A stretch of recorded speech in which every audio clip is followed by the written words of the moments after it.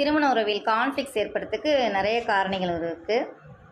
வெவ்வேறு கல்ச்சரில் வளர்ந்தவங்களா இருக்கலாம், இல்லை நம்ம வளர்க்கப்பட்ட விதம் வேறு மாதிரி இருக்கலாம். இதெல்லாம் வந்து கான்ஃப்ளிக்ஸை ஏற்படுத்தும்.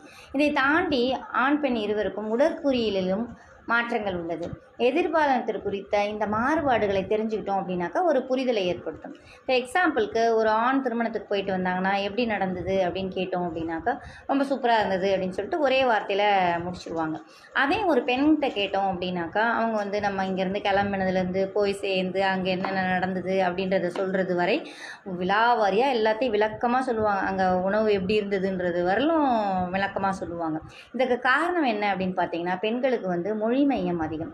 அது வந்து 2 மூளை பகுதிகளிலும் இருக்குது. ஆண்களுக்கு வந்து இடது மூளை பக்கம் மட்டும் உள்ளது. அதனால் ஒரு பெண் ஒரு 1000 வார்த்தைகள் பேசுகிற இடத்துல ஆண் வந்து ஒரு 300 வார்த்தைகளோடு அவங்க வந்து பேசுகிறத நிறுத்திப்பாங்க. அப்போது இதிலேருந்து என்ன நம்ம தெரிஞ்சிக்க வேண்டியிருக்கு அப்படின்னு பார்த்தீங்கன்னா, ஒரு பெண் வந்து நிறைய நேரம் பேசுவாங்க, அவங்க பேசுகிறத நம்ம காது கொடுத்து கேட்கணும் அப்படின்றத வந்து ஆண்கள் கற்றுக்க வேண்டியிருக்கு. அதே போல் ஆண்கள் வந்து தாங்க பேசுகிற அந்த 300 வார்த்தைகளை வந்து ஆஃபீஸ்லேயோ முடிச்சுட்டு கூட வந்துடலாம்.